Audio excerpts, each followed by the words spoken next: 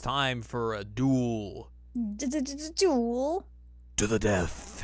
Oh God! Dun dun dun dun. Exclamation point. That's basically how the Yu-Gi-Oh manga is, I think. Pretty sure. They just kill each other in that. Cool. Yeah. Anyways. Welcome to this week's episode of Jared Now Watch Inuyasha. It's episode number 39. I'm Jared, joined as always by Doc Al and Lady M. Hello. We are discussing season 2, episode number 12, or episode 39, entitled Trapped in a Duel to the Death. Exclamation point. Except we're not really trapped. It's just kind of happening. Yeah, we're just kind of there. Mm-hmm. It's not like we're stuck. It's true. We begin this episode as Kagome is getting seen the drawings from Shippo because we got to revisit those because they were very good. Very good. She's like, oh, these are really nice. But what is he supposed to be? They're like, oh, it's you and Inuyasha and everything. He's like, oh, okay. I hope you didn't show these. Yeah. Well, I showed them to Kaede and everyone else in the village. They were like, oh, these are real good. He's like, oh, no. I'm just like, I could never show my face in this village again. Yep. Which I don't know why. Like, she didn't do anything wrong. Also, I feel like everyone in that village knows that whole group is just full of weirdos. So, like, they're just going to be like, whatever. Who cares? Yeah. Meanwhile, the wolves are having a good old time dunking each other in the water, and then the northern tribe approaches. Where they're like, hey, what's up, Kogo? There's apparently a castle somewhere. There's a lot of jewel shards there. There's a lot of jewel shards there. We're going to go take it over and get some. And Kogo's like, I don't care. Do what you want. And some of the dudes in his tribe are like, well, let's go get them. We could do that. And he's like, go do what you want. I don't care. I got so mad because I could care less. Like, Look, this is a Canadian dub. Maybe that's how they say it in Canada. I could Probably care not. less, eh? Eh? Sorry. But also he's just being like a dramatic teenager. Yeah, because he's like, oh, my arm hurts. I lost my jewel shard. I lost my girl. My woman. My woman lost that dang dog. I'm gonna get him. So he's just angsty. And then some of his tribe are like, all right, we're gonna go. See you later. Goodbye. He's like, whatever. Also, I remember mentioning to you, Koga's just like sitting there with his knees up, like with his legs open. Like he's just like flashing the northern tribe there. It just wants him to see all of his junk. I guess they're just used to it. They just don't care. They're just like, whatever. I mean, they're wolves. Yeah. Inuyasha and the gang are going to fight something else. And some bandits show up and like, give us some money! You don't look like you have money, so give us the women! And then a big old bear shows up that has a jewel shard in it. Also, Inuyasha the whole time, just like, I don't want to hunt a bear, I want to hunt a wolf! Arr. So Inuyasha's gonna go fight the bear, but he can't do it. And then the bees! The bees show up before Baroku can do the wind tunnel, which is very surprising. And then they're like, chew up the bear, and then the one bee just like takes the jewel shard, like, all right, later. Goodbye, and then it just collapses into bones. Yep. And most notably, they watch as the bees fly away with the jewel shard and are like, is this a trap? This is probably a trap. Let's go anyways. Yep. This is relevant for later. That they're just dumb and don't understand that you shouldn't just go into traps. But also later on, they're just like, this was a trap. Oh, yes, that's true. And it's like, you guys knew it was a trap. You explicitly stated that. You said it was a trap. How are you surprised that it was a trap? Oh, boy. Also, Inuyasha said that it was one of a bear rug, and that was funny. It's true. We go to the castle, and Naraku isn't there, but there's a lady. Kagura! She's like, look at this jewel shard. That's cool. Anyways, these wolves are gone. All right, cool, later. And then one of the wolves shows back up at Koga's place, and he's real messed up. Koga's like, what's going on? And then he just, like, explodes, and he's dead. Yeah, he, like, gives the shard, and is like, yeah, so all these other wolves are up there. You probably should go help them. Like, it's a battle. Yikes. So Koga's like, all right, cool. Like, I'm going to put this thing in my arm. And then runs off, and then, yeah, the dude just, like, explodes, and he's ripped in half, basically. Also, like, they foam when they are about to blow up, which is real weird.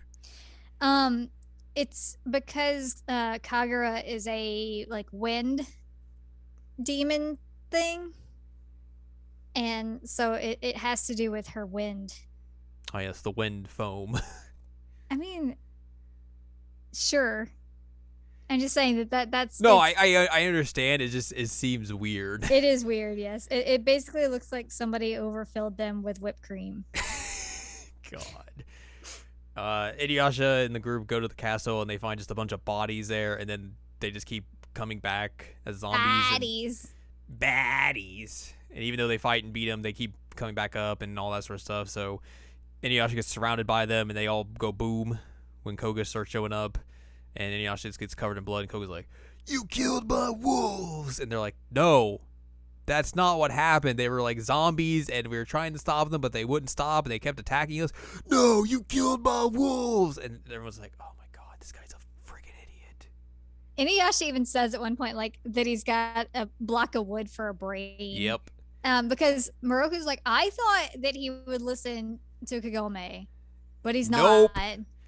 He's just fueled by anger. Give me fuel, give me fire, give me that which on the star. Oh my god. Inuyasha's dead.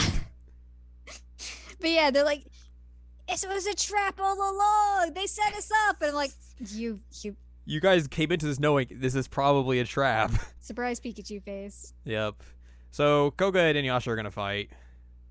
Meanwhile, that new Jewel Shard give him a lot of arm strength so he can punch real hard and all that sort of stuff. Which Kagome notices, like, it's a different kind of Jewel Shard. Like, it's like different glowing colored. Red. Yeah. And then, like, Sango and Moroku are like, hey, what if we just go in the mansion? Like, this seems like a good idea. And Sango just, like, throws her boomerang in there and lets it land. I'm like, what was that supposed to do? Got a clear path. Is that what it was? Because there was nobody there. Well, I guess she's just like, I don't want to open the door, so we're just going to bust through in case there is actually someone here. I thought that the door was already busted because Kagura, like, busted it to kill the wolf people. I don't know. Either way, they cleared a path. Yeah, apparently. That's what I assume anyways. Yeah, Kagura shows up and is like, hey, what's up? I'm Kagura. Naraku's not here. Also, hey, here's a demon puppet of Naraku with tentacles. And now things are going to get very weird. Right now. Leave a message. Beep. Beep. Oh, hey, it's Moroku with Sango. We're coming to whoop your ass. We'll be there soon. It's real messed up what you did to those wolves. Anyways, gotta go. Running out of time on this payphone. Right, bye. Kagura is the messenger service here. Yes. But I love that she was like, he's not here right now. I'm like, what's the pop song that starts with an answering machine? It's like a boy band song. The Call by the Backstreet Boys. Okay, thank you. I knew if anyone you would know. It's him calling and saying like, "Oh, I'm not gonna be home today. You know, I'm out hanging with my boys." And then it's all about him like actually accidentally in quotation marks cheating on her. Yes, thank you. And it's The Call by the Backstreet Boys. That's what I was thinking in my head. I couldn't think of what song that was. It is my favorite Backstreet Boys song, by the way. I think I knew that. It is. The topic is terrible. The music is fun. It's catchy. It's very catchy. Anyways, that's our episode.